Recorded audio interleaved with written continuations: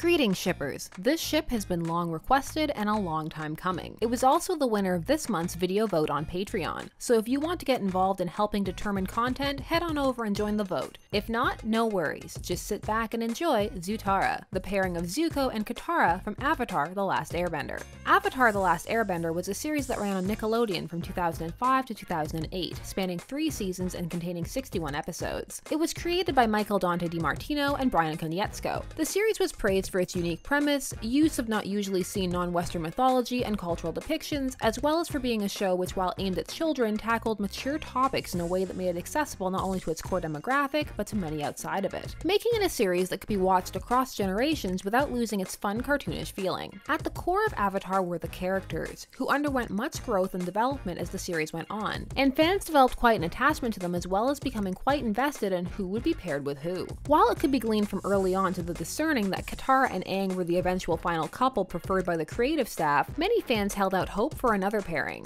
A pairing that they felt had far more chemistry, that being the relationship between Waterbender Katara and Firebender and initial antagonist Prince Zuko. Both were complex characters, so let's dive in. First up, Katara, a member of the small but proud Seven Water tribe. For a time, Katara was the only waterbender in her tribe and lived a peaceful life until her mother was killed in a Fire Nation raid, which forced her to grow up much more quickly. While Katara may appear to be soft, nurturing, and sweet, surety that manifests as a desire to help others, she is also not a saint and has with the appropriate stimuli. She is a hard worker and does her best to learn all she can. Dedicated to her friends and a dangerous enemy, Katara still manages to maintain a sense of fun and wonder as well as a thirst for adventure. As the series goes on, she matures considerably and hones her skills as a waterbender and as a warrior as well as a healer. She is a truly multifaceted and nuanced character, like most in the show. Next up, we have Prince Zuko. Initially the series' primary antagonist, Zuko was never simply a cardboard villainous cutout. Growing up under the watchful eye of a cruel father, Zuko had a strong desire to prove himself worthy and be the best at all he attempted. Burdened with great responsibility and shame, he spent a great deal of time presenting the image of the person he was supposed to be over the person he wished to be.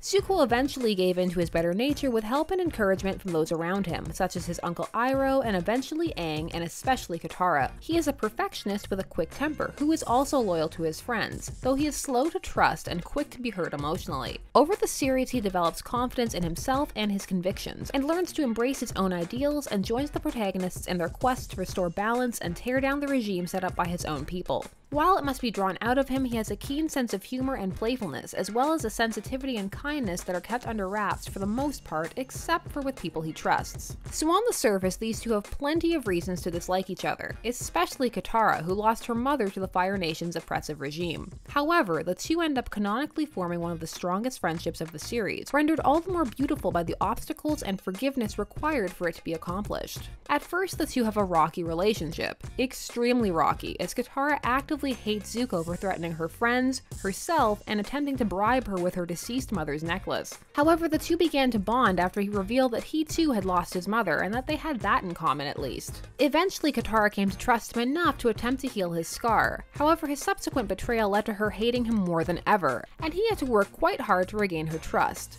However, once the wounds were healed, their relationship became one of the strongest of the series, as it was something they both had to actively work for and had to both want. They have fought beside each other, saved one another, and shared both joys and sorrows, and though they did not become a couple, there is no denying the strength of their friendship. So why ship these two? Well, the development of their relationship was a significant portion of the show, as it was a large part of showing the growth and change within their characters. As a result, the two shared many intense scenes together that fans began to gather together as evidence. More on that later. As the series progressed, the moments grew more numerous, a particular favorite being the cave sequence of Season 2 that left many fans convinced a romance was imminent. Similar thoughts were felt throughout Season 3, or the instant wherein Zuko saved Katara's life, taking a hit that was meant for her. The series creators also engaged in what is known as teasing or baiting. This baiting of their fans was able to happen as at the time it was seen as an acceptable way to engage with them, as it encouraged interest in the show, and the backlash against such behavior, while it existed, was not as constant or vehement as it is at the time of this recording, as social media was not at the zenith that it is today, and attempting to bombard creators directly or actively publish articles decrying their behavior on numerous fan-based news sources were still activities waiting in the future. So while outrage was expressed, outrage culture was not what it is at the time of this recording. As a result, there was a re-airing of the series called Avatar Extras that ran on Nickelodeon that featured commentaries, and specifically in one of the episodes The Avatar Returns, it was stated that the creators intended for Zuko and Katara to be endgame. However, this was apparently a joke, and is later refuted in the commentary for Sozin's comet, The Final Battle. In fact, interviews exist of the series creators publicly sharing their support for Katang over Zutara, with DiMartino stating, "Sorry to disappoint the Zutara fans out there, but we never intended for Zuko and Katara to get together. Maybe we're just sentimental, but we always had a soft spot in our hearts for Katang." And Konietzko added, "Zuko and Katara might have shared some sparks, but sometimes there are people along your journey of love who are there to teach you about yourself and what you really need, but don't necessarily end up being your partner. Come on, kids, Zutara never would have lasted. It was just dark and intriguing." These comments annoyed some fans, as Season 3 in particular had some strong hints towards this couple, such as the play the protagonists attend that has them paired together, a play that also addresses some of the critiques of Katang, as well as the two actually being asked if they were boyfriend and girlfriend. If the intention was for these two to never be together, these fans wondered if this was not a case of baiting in an attempt to keep Zutara fans invested and hopeful, as most shippers wish to see their chosen ship be canonically confirmed. While this most likely is baiting, it must be noted that baiting, or the will they won't they dynamic that can manifest as an acknowledgement of the fan culture known as shipping, has long been a practice of media, as there is a reciprocal relationship between viewer/reader/listener and the product. Some creators view baiting as a gift or Easter egg to the viewer, as it is a nod to a ship that they never intend to happen, hence it is not meant to be offensive or mock the shipper, but instead is meant to further include them in the process. Or it could also be a quest for views, which is part of what having a program like this on the air is all about. You have to have people watching it, and sometimes that requires playing with their expectations in order to coax them into watching.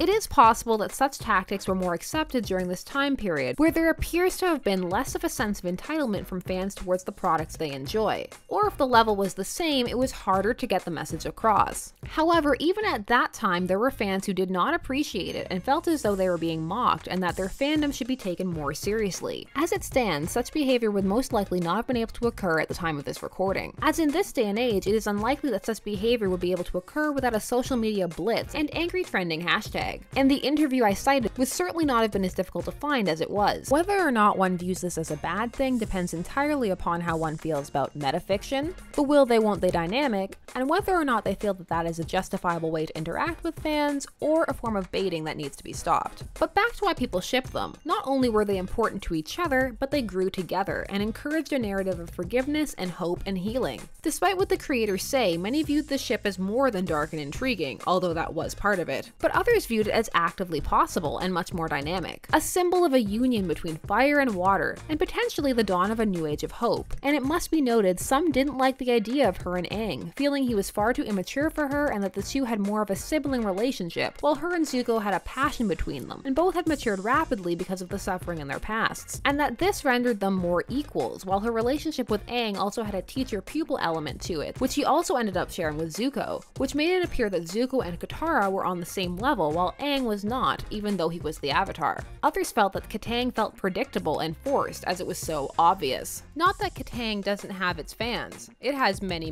fans, and many merits as a ship, and there are people who do ship both. However, those fans tend to not be as outspoken. But back to the Zutarians as they were known. These fans viewed Zuko and Katara as more adult and felt that they understood each other better and knew what it meant to have to work at a relationship, and felt that they could discover how to have fun together as they helped both the world and each other heal. They felt these two inspired each other and understood each other's dark sides and wouldn't be afraid to show them to one another. There was also the fact that Katara had a slight crush on the bad boy Jet, and some felt that meant she had an attraction to such types in general, and felt that Zuko also fell into the category of an archetypical bad boy, although it must be noted there is much more to him than this. As well as the fact that they were the opposite elements of fire and water, this also translated into their color schemes of red and blue. This concept of red and blue ships actually has a following that follows this particular creative staff. Fans of this are convinced that characters with a red and blue color scheme are destined to be together, meaning Zuko and Katara, Korra and Asami, who actually were confirmed as a couple, and now Keith and and Lance from Voltron, though there is less overlap creatively there than some people think. In fact, there is actually a history that marks these three that can be seen as part of why certain Klance shippers are so vehement, but that is a discussion for another time. So those are some of the reasons why people ship them, so why would you not? Well, as mentioned, the two start off as antagonists for a good reason, and both have hurt the other quite extensively, and Katara has wished Zuko dead more than once. For some, the hurt done by the Fire Nation and Zuko himself to Katara was simply too much for them to imagine a romance, no matter the level of forgiveness. Feeling that friendship is one thing, but building a life in the nation that killed her mother and oppressed her people is another. Some felt that the ship relied too much on the idea of opposites attracting, as they did not see many underlying similarities between the two characters, and felt that those who did were reaching, and were particularly repelled by their dissonant combat styles. Zuko being quick and explosive to anger, while Katara was a slower, deadly simmer. Some felt the aesthetics base of they look good together was shallow and frivolous. Others dismissed in-episode hints by claiming that any interactions between all characters could be read as hints, and that their moments were nothing special, which is admittedly a bit of a reach, as the creators admit to purposely including nods to this pairing. Others were fans of other pairings, as we will discuss momentarily, and felt that they would be more appropriate. And for others, shipping was never part of the equation when it came to enjoying this series, though this show did have many shippers. But there were some fans who were just there for the story, and were not active in this corner of the fan community. It is easy to forget when one is so involved that for many, shipping and this type of fandom is a completely foreign concept. This fact was actually not lost on Avatar's creators, as can be seen in the extra segment Avatar School Time Shipping, a parody short that played upon the many ships that were occurring in the fandom. It served as a fun way for the creators to acknowledge these ships, but also as an introduction for some who may not have been in the know that any of this was going on. It is this kind of engagement that can sometimes be lost because of the current outrage culture that makes it difficult for creators to participate in fandom.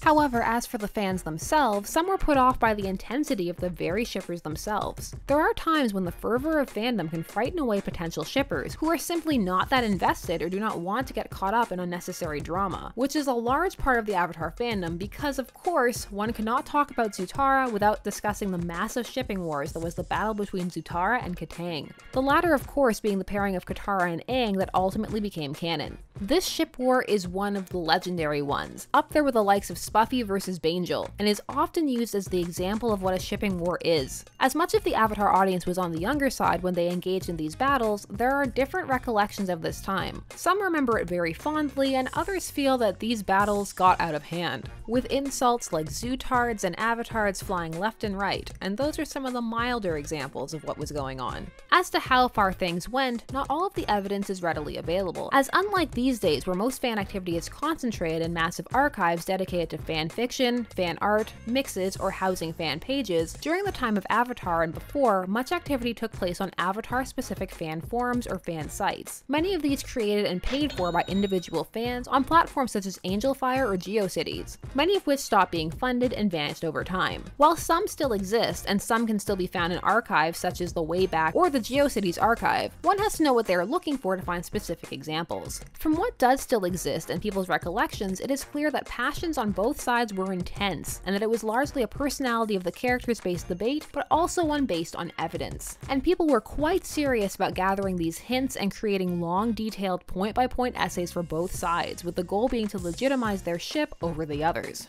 Fans began using certain scenes as proof that their preferred couple was endgame, and the creators of the show were not unaware of the fandom. Indeed, they have always been very aware of it, which led to the eventual accusations of pandering that would plague them on later projects. In the case of Zutara, as mentioned, this ship was acknowledged by its own narrative. All of these things, coupled with the development between all characters and their relationships with one another, led to fierce support for these and other pairings, with these two dominating. In some circles, it got pretty ugly, driving some away from the fandom, while in others, while intense, it remained manageable, and in some cases, it was all in good fun. The structure of the show was part of what helped the war gain so much traction, in the fact that neither ship was confirmed until series' end, wherein Aang emerged in the minds of Katang shippers as victorious, as Katara and Aang were the couple that became canon, as their relationship had been the more obviously telegraphed and favored. In fact, on some fan sites, the entries are written as though once Katang became canon, that was it, war over, and all of the Zutara shippers threw up their hands and slunk off into the darkness, which was clearly not the case. However, shipping was different back while this was occurring. While shipping and fanfiction as a subculture had existed since the 60s, during the Avatar period of the mid to late 2000s, fandom was still establishing itself as an online presence. And while it was secure, what and how shipping would manifest was still being negotiated, as was evidenced by situations such as this one when Katang became canon. For some, the fact that Katang was canon meant that Zutara should end, as though it was only acceptable while it was still a possibility within the show, and that the creator's voice was paramount, and that even fan works must play within the realms of canon.